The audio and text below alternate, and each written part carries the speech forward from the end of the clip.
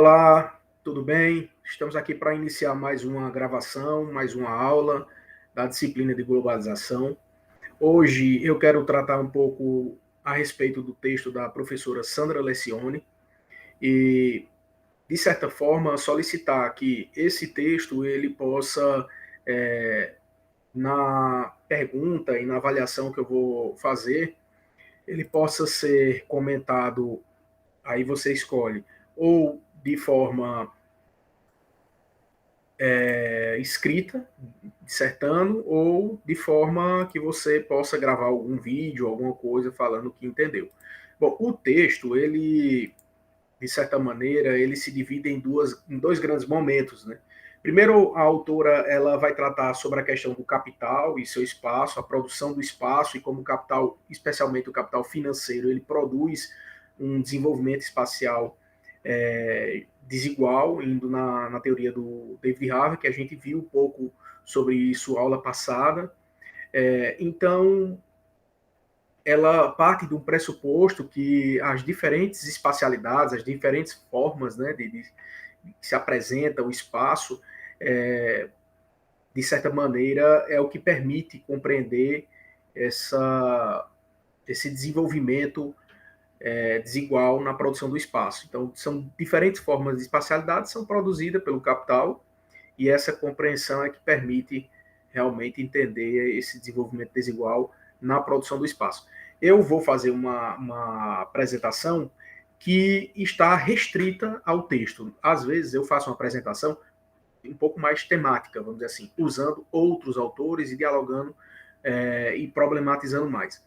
Nesse momento, eu vou querer fazer uma apresentação do texto e das ideias da autora, o que não significa dizer que eu concorde com as ideias da autora e que, inclusive, claro, era muito interessante a gente fazer uma aula só sobre em relação a como a gente fazer uma leitura, problematizar e questionar, porque tem algumas coisas desse texto que eu acho que a gente merecia levantar problemáticas, fazer pesquisa, questionar melhor a autora, mas eu vou me eximir aqui de alguns comentários de cunho mais pessoal em relação ao texto, à estrutura do texto, às ideias, como ela defende as ideias, se é satisfatório ou não, tá? E fazer uma apresentação um pouco do texto, especificamente em relação à segunda parte do texto, porque a primeira parte, e aí é onde ela vai fazer ela vai explicitar esse pressuposto em duas partes. A primeira, ela vai falar em relação a dois componentes de dois produtos que foram,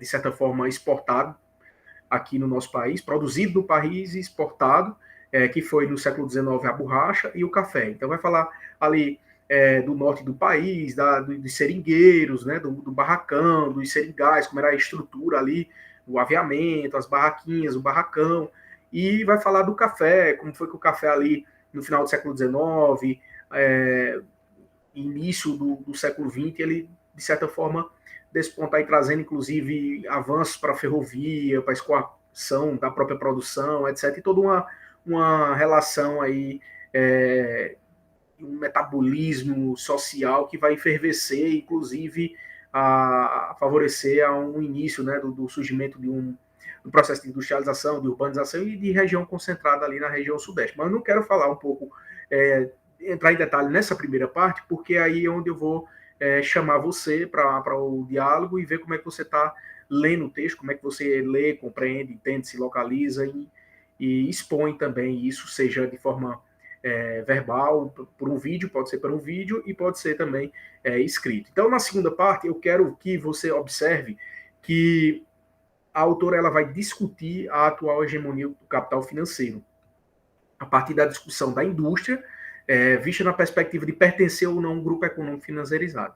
Aí o que é isso, né? Quais são esses elementos? Como é que a gente pode entender o capital financeiro? A gente, aula passada, a gente viu a questão da acumulação primitiva do capital, que foi o que possibilitou o surgimento, né, do sistema mundo, a relação da colonização, depois do imperialismo, neocolonização. Então, o capital, ele sai ali daquela questão agrária, né? E depois vai para uma burguesia industrial, e aí há rupturas, né?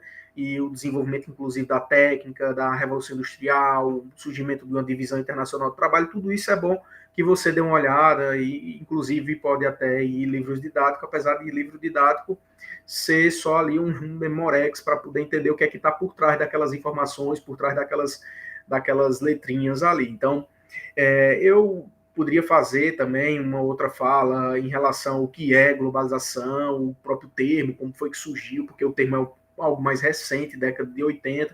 O próprio David Harvey não gosta de entender o termo globalização pelo nome em si, mas sim como um processo, inclusive o próprio nome como sugestão para a globalização, ele coloca que é o desenvolvimento geográfico desigual, e depois a gente pode falar também um pouquinho sobre o que é que Boaventura de Souza Santos entende sobre globalização, o que é que Antônio Guedes vai falar o que é globalização, o próprio Milton Santos, a gente pode ter um momento, veja que eu indiquei aí filmes, vou indicar um documentário do Milton Santos, né, que é com base no livro dele, uma entrevista que ele dá ao Silvio Teran, pouco antes de morrer, ele falece em 2020 e 2001, e ele produz esse livro para uma outra globalização, que é um mote aí para um documentário que é muito legal, eu já vi ele várias vezes, mais de 10 vezes, então se você tiver a oportunidade já dê uma olhada, mas eu vou indicar e a gente vai dialogar sobre isso. Então essa é uma introdução do que é que eu quero aqui, de certa forma, que você entenda, né? Que eu não vou, de certa forma, tecer críticas ao texto nesse momento, e não vou fazer um apanhado aqui da globalização e do histórico até chegar ao capitalismo financeiro, não seria isso, mas eu vou falar do texto, especificamente mostrando como é que a autora entende o que é o capital financeiro e sua discussão mais restrita ao campo da indústria, colocando a indústria que pertence a grupos econômicos e como é que a indústria que não pertence a grupos econômicos se manifesta com sua relação com o território. Tá? Então, essa é a segunda parte do texto. Antes disso, eu vou querer de você o quê? Que você observe, né, como é que a autora, dialogando aí com Harvey, mostrando os exemplos do café e da borracha, ela, na primeira parte do texto, ela se coloca, ela demonstra uma tese, como é que ela coloca isso. Eu gostaria de ouvir você ver um vídeo, ou que isso fosse escrito em Word, alguma coisa nesse sentido. Aí a forma que você achar melhor pode ser feito. Se quiser também gravar um áudio também, como se fosse um podcast também, fique à vontade. Alguma dúvida em relação a detalhes sobre isso, pode perguntar na mensagem, no WhatsApp, tá tudo bem. Bom, uma premissa é o quê? É que Harvey, ele parte na ideia, né, como eu falei na aula passada, de que se manifesta três formas de espaço: espaço-tempo absoluto, espaço-tempo relativo e espaço-tempo relacional. E ele, de certa forma, sabendo que o espaço-tempo absoluto é o do capital, mas que o capital congrega essas três manifestações, ele busca entender o espaço de maneira relacional. E o espaço de maneira relacional e relativa, que é onde ele debate mais, em vez de um emaranhado absoluto da ação social, ele possibilita ver as maneiras pelas quais a acumulação do capital cria não só espaço, senão diferentes formas de espacialidade. Então, esse é um ponto de partida que ela utiliza. Qual é a tese que ela vai defender? Ela, na primeira parte do texto, tá? Isso eu estou formulando aqui a pergunta para dar o mote inicial para você poder fazer a atividade e ter um retorno aí em relação a como você entende as coisas que eu preciso conhecer. Ela diz assim: advogamos a tese de que o segredo do desenvolvimento das diferenças nas espacialidades produzidas não reside no que é produzido, nem no onde é produzido, mas reside no como, no modo que é produzido. Então, eu poderia comentar algumas coisas, problematizar outras. Então, ela está dizendo: não importa o produto, o que está sendo produzido, e nem onde. Se é numa cidade pequena, numa média, numa megalópole, numa metrópole. Mas ela está dando ênfase ao como é produzido. E ela, como é que ela demonstra isso? Falando do café e da borracha. Por que é que o café desenvolveu uma economia urbana industrial e chegou a ter aí, vamos dizer, uma região concentrada, e por que é que a borracha não possibilitou aí o surgimento de grandes cidades, de certa forma. Teve o surgimento aí de Manaus e tudo, mas não foi tanto quanto a região ali concentrada. Como a autora demonstra essa tese? Como é que ela comprova a sua posição básica? Qual foi o seu raciocínio? Qual foi a sua argumentação? Tá? É isso que eu quero ouvir de você. Bom, e ela inicia o segundo momento falando sobre a hegemonia do capital financeiro. Hoje estamos na hegemonia do capital financeiro, o que não significa dizer que o capital comercial, o capital industrial deixou de existir, ou o capital informacional, como o Manuel Castells fala e depois coloca, né? Então, mas os autores, de certa forma, vão até dizer que existem esses três tipos de capital, né? O capital comercial, o capital industrial, o capital financeiro, e que nós estamos hoje vivendo um momento sobre a hegemonia do capital financeiro. E quais são os vínculos que, do ponto de vista do capital financeiro, a indústria e o território faz para se manter aí dentro desse cenário? No final dos anos 60, há aí, de certa forma, o avanço do capital financeiro. O capital financeiro já surge ali no final do século XIX e começa a se desenvolver com os grandes bancos, as grandes multinacionais, grandes empresas, conglomerados, aí depois cartéis, trustes, holding, etc. Isso aí é ótimo, o livro de dados traz esses memórias aí tudinho. Tá? Mas o que é que eu quero? É que você observe que no final da década de 60, há, de certa forma, um avanço e um predomínio do capital financeiro. O que significa dizer que o capital que busca a sua valorização de forma artificial, através da especulação financeira. Ou seja, não é mais sobre uma base produtiva. Então, aquele capital que é capaz de se alienar em relação à riqueza produzida, à riqueza concreta, a um trabalho concreto, é um capital financeiro. E ele só é permitido por dois fatores: por ser portador de juros e por ser um capital fictício.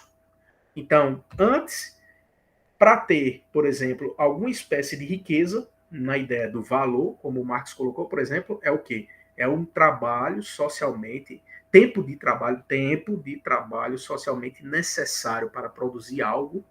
E aí, claro, considerando a economia mundo, o sistema mundo do ponto de vista internacional. Então, tempo de trabalho socialmente necessário, tá? Então, o capital financeiro, ele trabalha dentro do tempo e não com base em uma produção concreta, um trabalho concreto. É o dinheiro que eu coloco no banco e por conta dos juros da poupança, que é pequeno, eu recebo algo em troca. Eu recebo mais dinheiro. O dinheiro que se valoriza pelo dinheiro somente através do tempo, sem a inserção de um trabalho concreto. Então, o capital financeiro é aquele capital que é capaz de sair da riqueza concreta, de um trabalho concreto, de algo produtivo, para se valorizar somente através da especulação financeira, através do tempo, do uso do tempo. Então, o capital financeiro é hoje hegemônico, certo? As ações, bolsa de valores, e isso ocasionou diversas crises. A maior agora, mais recente, 2007, 2008, nos Estados Unidos, e que são crises, inclusive crises globais, tá? Essa é a crise financeira do momento. O que é esse capital fictício? Que alguns vão falar que é a crise financeira do momento no sentido que é estrutural. Milton Santos mesmo diz, é o período de uma crise, mas eu vou evitar divagar por outros textos. Nós temos aí, por exemplo, o capital fictício, né? E aí você perguntaria, professor, mas o que é que tem isso a ver com o tema da globalização? Isso é a globalização, certo? A gente vai ver com mais detalhe em outro momento, mas a globalização não é o fato de que uma grande massa consegue sair do seu local e ir para a Europa, para outros países. O que se globaliza, num aspecto mais totalitário, é o capital financeiro. A mobilidade do capital financeiro, do crédito, é muito maior do que a do trabalhador. E ainda mais se for considerar o proletariado, uma pessoa que não tem uma mão de obra qualificada. Então, isso que é importante ter claro. A crise financeira, ela se manifesta hoje como a consequência do capital fictício. Bom, então, como é que foi possível essa hegemonia do capital financeiro? Por dois motivos, por duas aceitações, vamos dizer assim, aceitação social. Então, do ponto de vista moral, alguns vão até dizer que isso é errado, tá? É correto cobrar juros, se apropriar, emprestar um dinheiro e por conta de que aquela pessoa não tem aquele dinheiro no momento, está passando necessidade, pegou aquele dinheiro emprestado e eu cobrar uns juros por conta que eu fiquei sem aquele dinheiro durante o tempo. Então aí há um debate moral em torno disso aí também. No entanto, a sociedade atual, ela aceita os juros e, como consequência dos juros, existe também o capital fictício. E o que é esse capital fictício? Vamos dar um exemplo para materializar a ideia.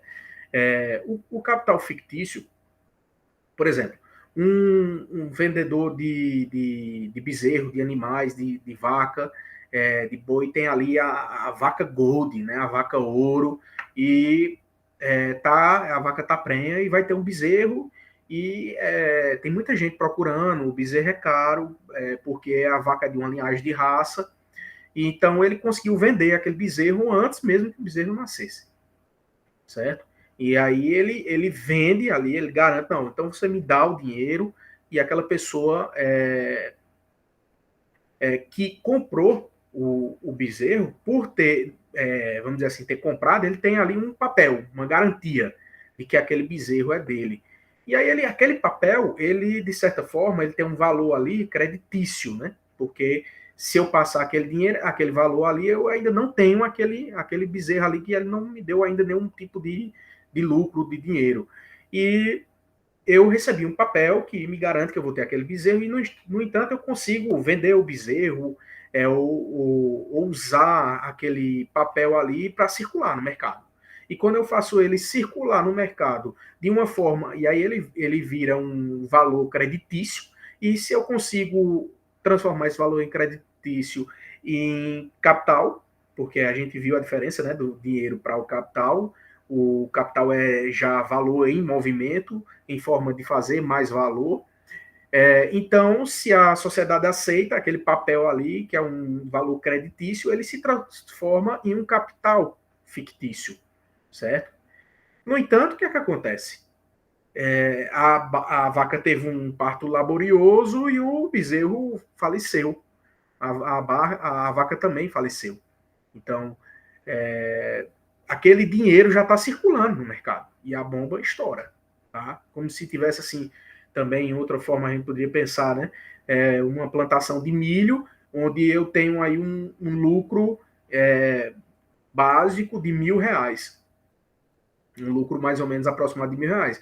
E eu sabendo disso, eu vou pegar um dinheiro emprestado, porque aquele lucro ele vai chegar, e aí eu faço essa circulação, né, de um dinheiro ao qual ainda não existe. Então é fictício, certo?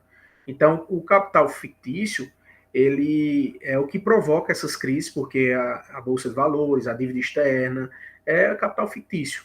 Ele é atuando diante sem ser em uma base produtiva concreta. É algo que ainda é do futuro, que está para vir acontecer e pode não acontecer. Então, o capital financeiro ele pode crescer, né, também buscando a sua reprodução por meio de uma atividade produtiva, certo? É diferente quando o capital financeiro atua dentro de uma base produtiva, que tem um trabalho concreto, do que de uma forma fictícia. Então, fictícia é quando aquele valor ele começa a circular em forma de papel e ainda é fictício porque ainda nem o bezerro nasceu, não tem o lucro daquele bezerro ainda e as outras pessoas aceitaram aquilo ali no mercado. Então, crescem também através de ativos financeiros ou no mercado de títulos, certo? Então, a linguagem aí da Bolsa de Valores, que a pessoa pode comprar ativo financeiro, títulos do Tesouro Direto, o CDB, fazer aplicações. Então, é outra forma do capital financeiro crescer. Em resumo, o que é que a gente tem hoje? O capital financeiro é uma economia que não produz valores, certo? Ela se impõe assim, minha tela do meu computador tá, sobre aquilo que é uma economia que antes era uma economia produtiva, tinha uma base que produzia, certo? Então a gente tem aí o capital financeiro. A dominação das finanças, ela exprime aí, no caso, um novo regime de acumulação, que ele pode ser chamado de regime de acumulação patrimonial, que a base, e aí vamos dizer assim, a finalidade da propriedade patrimonial não é nem necessariamente o consumo e a acumulação de riqueza em si, mas o rendimento. Então, a variável chave do momento atual é o direcionamento das ações, das atividades, das aplicações, com base no valor, no rendimento das ações. Então, a centralidade do mundo está em torno do quê? Daquilo que pode render. Rendeu aqui, aplica. Deixou de render, retira, vende, e aí a gente tem o capital rentista, certo? Bom, em face de uma grande expansão dos serviços, do ponto de vista do capital financeiro, isso não quer dizer, e aí é uma coisa muito importante, porque na divisão internacional do trabalho, a gente tem uma mudança na estrutura, onde os países de primeiro mundo eles vão oferecer serviços, cada vez mais serviços, e os países semiperiféricos e periféricos normalmente produz produtos primários, os periféricos e semiperiféricos produtos secundários. Então, quando esses países eles vão se desenvolvendo, é o caso do Brasil, próprios Estados Unidos, ela dá exemplo de alguns países que o setor industrial vem perdendo força e, vamos dizer assim, na ocupação do PIB, há uma tendência dos serviços ampliarem a maior participação do PIB em detrimento dos outros setores, o primário e o secundário. A agricultura com o primário e o secundário com a indústria. Então, o PIB vem ganhando uma maior intensidade, vem crescendo com base nos serviços. Essa é uma outra característica do momento atual. No Brasil, por exemplo, a participação do setor dos serviços no PIB é maior do que a indústria. Isso já é uma realidade. No entanto, a gente tem que problematizar uma coisa que eu acho interessante, essa é uma contribuição interessante da professora Sandra Lecioni, que ela diz que a cada real produzido na indústria, são gerados 2,32 na economia brasileira, enquanto na agricultura, a cada R$ 1 é gerado 1,67 e no comércio e serviço 1,515 centavos.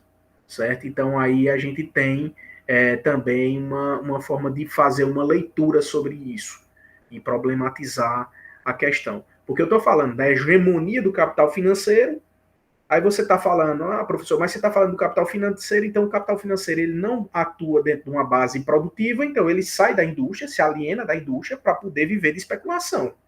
Então, não é nem a gente está pagando alguns tipos de serviço, porque tem aí as taxas de administração dos bancos, das corretoras, mas a gente não está mais com algum trabalho concreto, não tá avançando com base no trabalho concreto. No entanto, o que ela está dizendo é que a hegemonia desse processo do capital financeiro, mas a indústria não deixou de existir, não deixou de produzir, inclusive o próprio capital financeiro, as taxas de LCI, de imóvel, LCA, com base na agricultura, tem um investimento com base em algo concreto, certo? Alguns investimentos são com base em algo concreto. Com base em algo concreto, mas, no entanto, especulação. É com base no empréstimo, é com base em juros, tá? Mas o capital industrial ele não deixa de existir. A evolução da participação da indústria do PIB do Brasil, no caso, você vê que aí houve, na década de 80, né, um crescimento, né, o Brasil começa a se industrializar na década de 30, mais ou menos, e aí ele vai crescendo, ali aquela efervescência ali dos final dos anos 60, né, para o início de 70, aí tem a crise de 73 ali, e depois próprio governo militar, um crescimento do processo de industrialização, investimento na industrialização, e depois há uma queda, né, com novas crises, e principalmente depois de 93, 94, que aí há o maior processo de entrada do neoliberalismo, e também a queda, né, da participação da indústria, e a terceirização, tomando conta, os serviços ganhando mais atenção, investimento, e há uma tendência, que é a tendência mundial dos países que estão se desenvolvendo. E aí, claro, o conceito de desenvolvimento não tem nada a ver com necessariamente uma melhoria, tá? Nesse sentido, eu estou usando um termo do desenvolvimento no sentido estrito aqui, específico, está se desenvolvendo nos serviços, mas se ampliou desigualdade ou não, não estou considerando isso. Por isso eu falei o termo desenvolvimento, que é um termo bastante polêmico, problemático, que deveria e merecia também uma maior atenção. O próprio Marcelo Lopes de Souza me empolga e vou para outros cantos. Né? Ele diz assim que o desenvolvimento, de uma forma geral, ele é visto como modernização tecnológica e crescimento econômico. No entanto, a gente poderia ver sobre outro par de categoria, qualidade de vida e justiça social. E aí cada conceito desse envolve aí 3 esferas e entre outros elementos, tá? Como poderia dizer, maior participação popular, a questão da segregação. Então, são alguns elementos importantes para a gente problemar o desenvolvimento. Então, quando eu falei aí, é o desenvolvimento no sentido de um certo crescimento. Né? A palavra seria esse crescimento do setor dos serviços. Bom, e a gente tem agora uma outra problematização que a autora traz e contribuição, que eu achei interessante, claro que a gente pode problematizar, que uma relação entre a indústria e o território. Uma indústria que não pertence ao grupo econômico financeirizado, ela vai dar o exemplo da indústria que pertence ao grupo econômico financeirizado, no caso da Mitsubishi. Normalmente, várias indústrias que têm uma produção industrial, elas, de certa forma, elas começam a ter uma participação ativa no mercado econômico e financeiro. Não são todas, mas boa parte das indústrias elas começam a ter, com base no rendimento de lucros, e investir também no capital financeiro. Mas a gente tem aí um enquadramento, tá? Indústria que não pertence a um grupo econômico financeiro e indústria que pertence a um grupo econômico financeiro, tá? O que é isso, né? Indústria que não pertence é essa indústria que ela está apenas restrita à produção industrial. E a indústria que pertence é que ela, além da produção industrial, ela começa a aplicar comprar ações, vender ações, então ela se envolve com o mercado financeiro. Para uma indústria que pertence a um grupo econômico financeirizado, o território conta muito pouco, algo mais fluido. A indústria ela não está preocupada tanto em si com a localização da indústria em si, mas muito mais em investir no mercado financeiro. E esse mercado financeiro aí ele está solto no ar, vamos dizer assim, no mundo. Claro que tem uma base material, porque os investimentos podem ser principalmente de São Paulo, em detrimento do interior, e dependendo, claro, dos investimentos, a gente também tem que sempre pontuar, sair do espaço absoluto e também dialogar com o espaço-tempo relativo e relacional, né? Relacionar isso dentro das estruturas socioespaciais. Aos olhos do grupo, suas empresas industriais aparecem menos como produtores de bens e mais como proprietárias de títulos negociáveis. Então, quando essa indústria que pertence a um grupo econômico começa a entrar no capitalismo financeiro e investir, além do território contar muito pouco, a localização em si, onde a indústria se localiza, ela começa a ter uma maior ativação, uma maior preocupação, um maior direcionamento com base nos títulos negociáveis, com base nos rendimentos, com base nas ações. Tá? Então, a indústria que não pertence a um grupo econômico financeirizado, que é aquela indústria que está apenas produzindo, não está se preocupando em aplicar esse dinheiro em um capital financeiro ou vender ações, certo?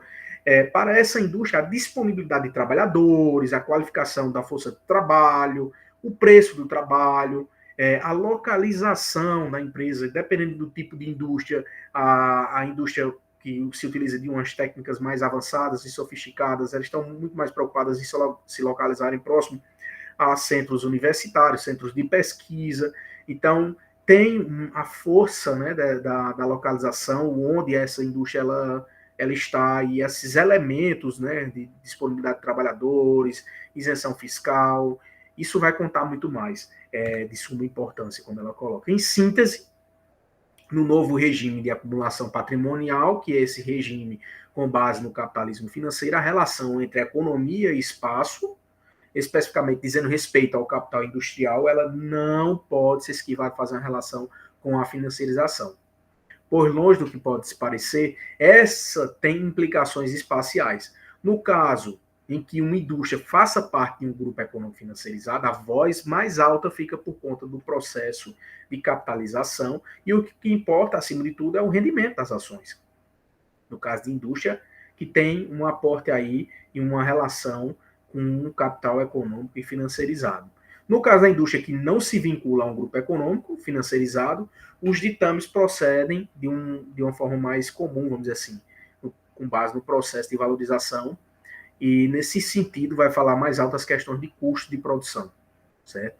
Então, quando se fala de um capital industrial, da indústria, a gente tem que pontuar essas questões e complexificar o nosso olhar, certo? Então, quando você for fazer uma aula em relação à indústria em si, você está falando do setor secundário. No entanto, alguns fatores vão fazer com que a gente possa problematizar essa questão, certo? E lhe dar mais segurança e suporte para quando você for falar da indústria, especialmente a indústria dentro do capitalismo financeiro, que não deixou de existir. O capitalismo financeiro é hegemônico, mas a indústria não deixou de existir. Beleza? Então, como considerações finais, só trazendo aí um feedback, a gente pode perceber que a produção do espaço sobre a hegemonia do capital financeiro, ela, de certa forma, se torna mais vulnerável, as espacialidades são mais fugazes. O que é que ela está dizendo com isso? É que as indústrias que têm um aporte no capital financeiro, que são guiadas pelas ações, por compra de títulos, venda de ações, elas não estão tão preocupadas com a sua localização física em si, mas muito mais atuando aí no mundo da Bolsa de Valores, no capital financeiro, e, de certa forma, a espacialidade ela é mais fluida, mais fugaz. O que importa na análise da atividade industrial e na produção das espacialidades seja menos o que a indústria em si produz, mas a relação direta com o que tem o capital financeiro. Tá? E aí é algo que a gente pode problematizar, porque o que seria isso, eu fico me segurando, né? Mas eu vou levantar como questão, não vou colocar aqui o meu posicionamento, o que seria a gente poder observar que o que é produzido também em uma dada sociedade o que é produzido primeiro é preciso ter uma demanda ou criar essa demanda, porque se a coisa é produzida e não tem demanda, não tem consumo, o ciclo do capital não se completa e com isso a gente tem aí um produto inoperante, um produto que não tem utilidade social, né? As pessoas não têm interesse em comprar. Então esse produto, ele ao longo da história, ele vai tendo maior valor ou menor valor. Então, um produto que é, por exemplo, do setor terciário, serviços de consultorias, o próprio um smartphone, tecnologias, drones, tem um preço incorporado diferente de, por exemplo, vender maçã, ou vender arroz ou feijão ou milho. Então, o produto em si, inclusive, o que é riqueza para um determinado momento, antigamente era a sociedade do salário, né? Inclusive, origem o termo salário, através do sal, né? O sal era que era a grande riqueza. Depois, outros momentos, a grande riqueza é o Wi-Fi, é o Bluetooth, é a automação, a indústria 4.0. Então, o produto, ele será até que ponto, né? O produto, ele, o que a indústria produz, tem importância ou não. Ela está colocando, claro, que é dentro de uma estrutura de que, para a indústria que tem uma corporação com capital financeiro, o que ela está produzindo em si deixou de ter uma certa importância para ela, porque ela está ganhando muito mais com capital financeiro.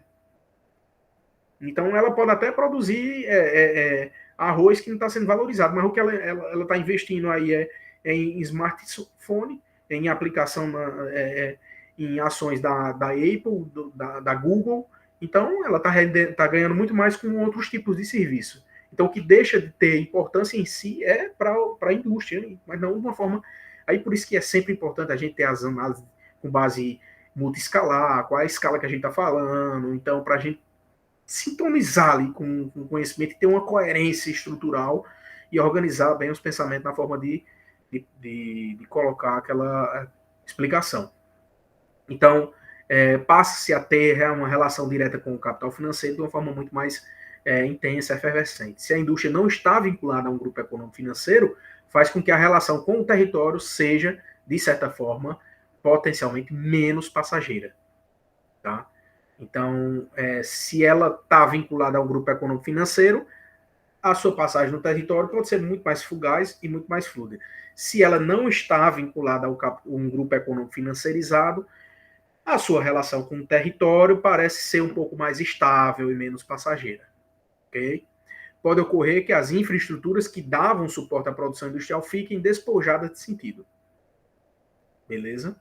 Então, às vezes tem toda uma infraestrutura que o Estado oferece, e hoje parceria capital público-privado também oferece, rodovias, ferrovias, portos, inclusive infraestrutura educacional, de serviços, tributárias e todo tipo de infraestrutura que pode favorecer um determinado tipo de produção, aquela produção deixa de ser importante naquele espaço e aquelas infraestruturas que eram utilizadas deixam de fazer sentido, né? Ela até diz assim, se tornando um grande elefante branco.